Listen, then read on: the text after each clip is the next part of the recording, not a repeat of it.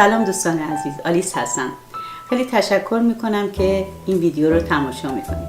من میخوام به شما طرز تهیه یه نوع زرش پلو با مرغ رو بهتون نشون بدم که خیلی ساده تهیه میشه.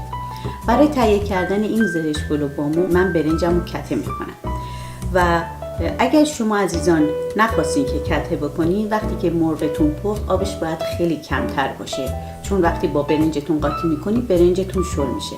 ولی اگه خواستین کته کنی آبش باید به مقداری که برنج بتونه پخته بشه اندازه‌شو باید اون در نظر بگیرین. حالا چیزهایی که لازم داریم: برنجی که من از قبل خیس کردم، زرش هستش. شما زرش رو میتونین به ذائقه خودتون هر مقداری که دوست دارین بهش اضافه کنین. و پیاز داریم عزیزان. ببینید پیازمون همیشه کافیه، احتیاج نیست که برای این غذا ما پیازمون رو خرد کنیم یا سرخ کنیم. و زعفرون آب کرده داریم و این هم مرغ هستش. هر جای مرغ رو میتونی شما باهاش اینو درست کنید. اگر که زعفرون نداشتین میتونین زردچوبه استفاده کنید، ولی اصلش باید اینه که حتما از زعفرون استفاده کنید و هرچی زعفرونش بیشتر باشه خوش‌عطر و خوش رنگتر خواهد بود. خب برای شروع من مرغمو پاک کردم و آماده است. حتما برای این غذا ما مرغمون رو باید تفتش بدیم، نه که خیلی سرخ بشه، گوشتش خیلی سفت بشه، ولی حتما لازمه که تفت داده بشه. همونطور که ملاحظه میکنید این مقدار رو من به این همین اندازه تفتش دادم. احتیاج نیست که خیلی بیشتر بهش تفت بدیم برای اینکه خیلی سفت میشه. یه مقدار هم همیشه روشون نمک میریزیم. خب حالا من آب رو میریزم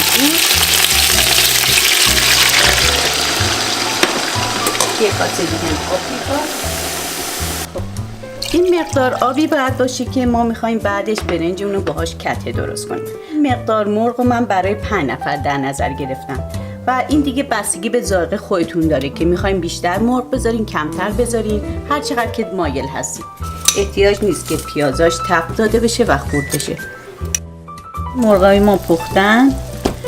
من اینا رو از تو قابلمه در میارم تا بهشون هم زعفرون بزنم هم برنج رو با این آب قاطی بکنم.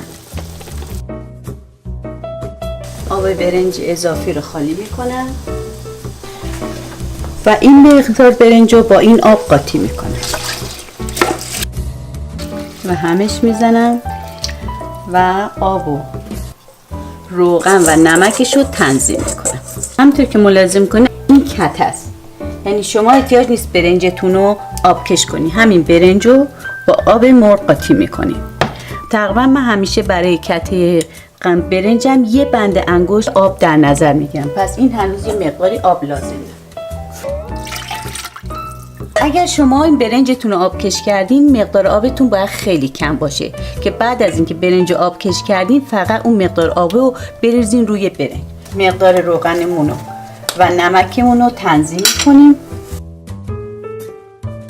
نمک و روغن به اندازه ذائقه خود شما دوستان بستگی داره. میذاریم برنجمون قل بیاد و آبش کم بشه.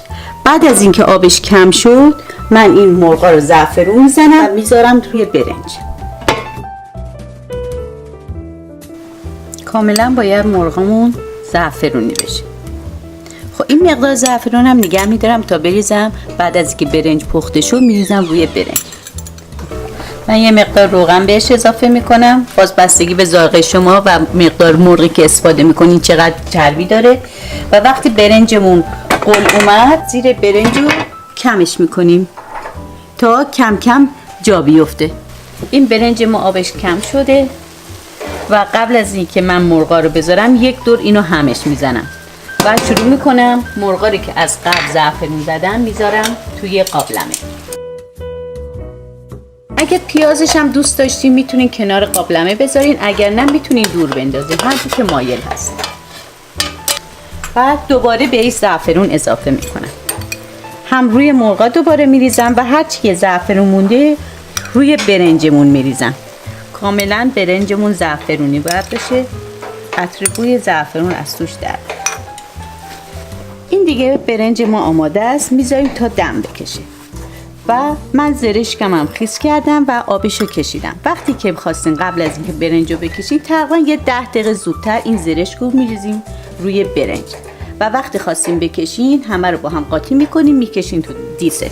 خب دوستان اینم از زرشک پلو ساده ما. همونطور که ببینید چون ما زرشک آخر سر ریختیم تو قابلمه، رنگش خیلی خوش رنگ باقی مونده. اگر زرشک زیاد در قابلمه بمونه رنگش این مقدار تیره تر میشه.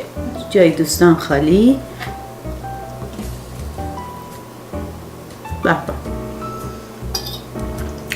نمیدونی چه طعم و عطر و بوی خوبی داره. بوی زعفرون با بوی مرغ و اگه برنجتون دودی هم باشه که خیلی خوشمزه تر میشه. با هم خیلی قاطی میشه و عطر خیلی خوبی میده. دوستان عزیز امیدوارم که از این غذا خیلی لذت ببرین و خوشتون بیاد. تا برنامه بعدی خداحافظ.